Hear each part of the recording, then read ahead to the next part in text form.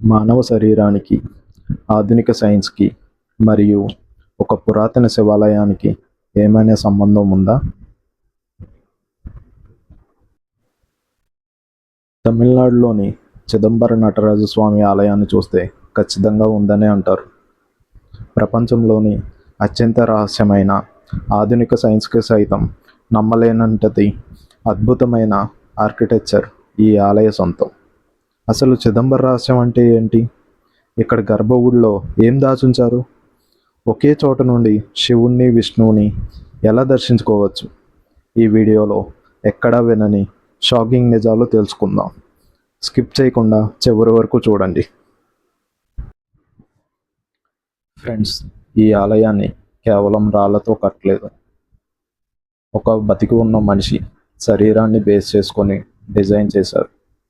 మనిషి శరీరంలో గుండె ఎలాగైతే ఎడమ వైపుకు కొద్దిగా జరిగి ఉంటుందో, ఈ ఆలయంలోని ప్రధాన గర్భగుడి కూడా ఆలయ ప్రాంగణానికి కరెక్ట్గా మధ్యలో కాకుండా కొద్దిగా ఎడమ వైపుకే నిర్మించబడి ఉంటుంది.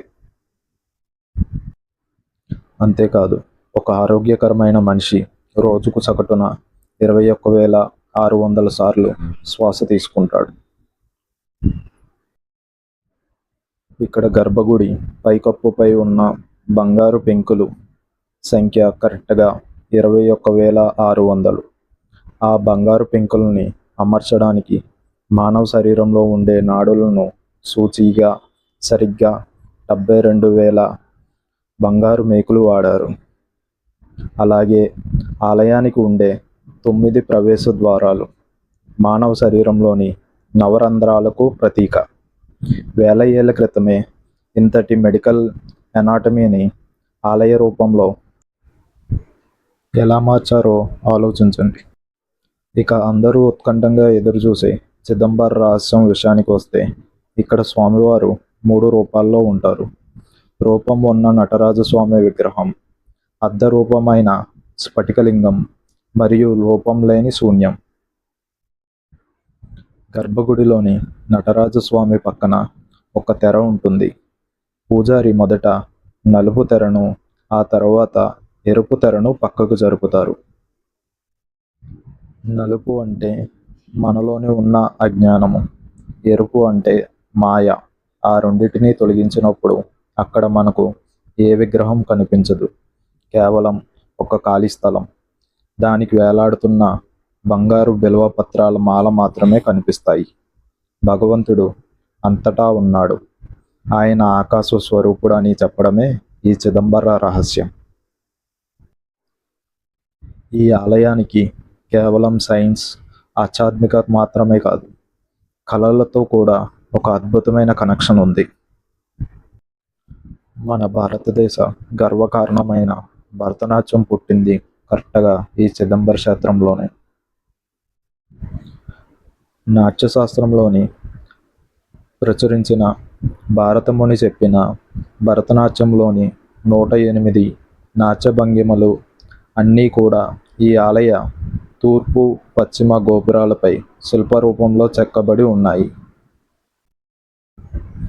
భరతనాట్యం నేర్చుకునే ప్రతి ఒక్కరికి ఈ ఆలయ గోపురాలు ఒక జీవ టెక్స్ట్ బుక్ లాంటివి.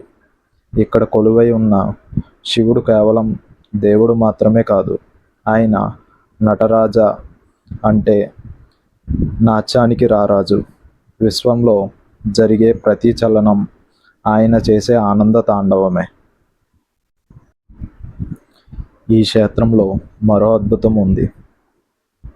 సాధారణంగా శివాలయాల్లో విష్ణుమూర్తి, వైష్ణవాలయాల్లో శివుడు కనిపించడం అరుదు. కానీ చిదంబరంలో నటరాజస్వామికి గుడికి సరిగ్గా పక్కనే 108 దివ్య దేశాల్లో ఒకటైన గోవిందరాజ పెరుమాళ్ ఆలయం ఉంది. ఇక్కడ మహావిష్ణువు ఆదిశేషునిపై శేషశయ్యపై కొలువై ఉంటారు. ఆలయంలోని ఒక నిర్దేశిత ప్రదేశంలో నిలబడి చూస్తే ఒకే కంటి చూపులో, ఒకే ఫ్రేమ్లో అంతటా శివతాండవం చేస్తున్న శివుడు, అటు ప్రశాంతంగా పడుకున్న విష్ణుమూర్తి దర్శించుకోవచ్చు. హరిహరులు ఒకటేనని చాటి చెప్పే ఇలాంటి దృశ్యం ప్రపంచంలో మరెక్కడా లేదు.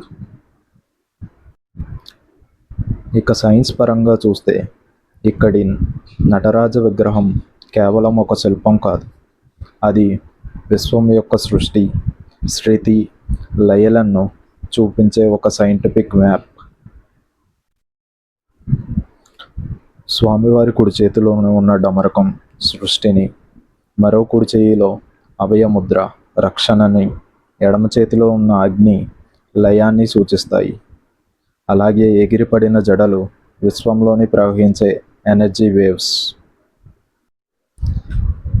ప్రసిద్ధి సైంటిస్ట్ కార్ల్ సాగన్ ఏమన్నారంటే, క్వాంటమ్ ఫిజిక్స్లోని సబ్ అటామిక్ పార్టికల్స్ కదలికకి ఈ ఆలయ నటరాజస్వామి కాస్మిక్ డ్యాన్స్కి అచ్చుగుద్దినట్లు సరిపోయే పోలికలున్నాయంట. అందుకే అంతర్జాతీయ అణు విద్యుత్ పరిశోధన కేంద్రం మరియు నాసాలలో కూడా ఈ విగ్రహాన్ని గౌరవంగా ఉంచారు. అన్నిటికంటే పెద్ద మిస్టరీ ఏమిటంటే, భూమి యొక్క మ్యాగ్నెటిక్ సెంటర్ లేదా సెంటర్ ఆఫ్ గ్రావిటీ కరెక్ట్గా ఈ చిదంబర ఆలయం ఉన్న చోటే ఉంది. ఇక్కడ శిల్పి నైపుణ్యం చూడండి.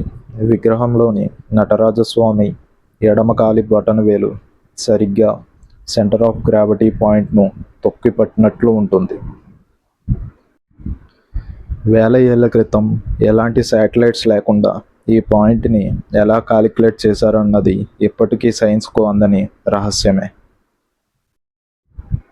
వందల ఏళ్ల క్రితమే మన పూర్వీకులు సైన్స్ని, హ్యూమన్ బాడీ అనాటమీని మరియు కళలను కలిపి ఇంతటి అద్భుతమైన క్షేత్రాన్ని ఎలా నిర్మించారో ఆలోచిస్తే గర్వంగా అనిపిస్తుంది కదా.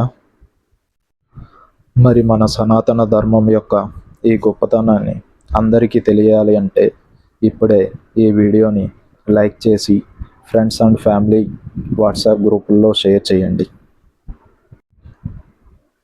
ఇలాంటి మరిన్ని ఇంట్రెస్టింగ్ మిస్టీరియస్ కోసం మన ఛానల్ని ఇప్పుడే సబ్స్క్రైబ్ చేసుకోండి. కామెంట్ సెక్షన్లో ఓం నమః శివాయ అని టైప్ చేయడం మర్చిపోకండి. Thanks for watching.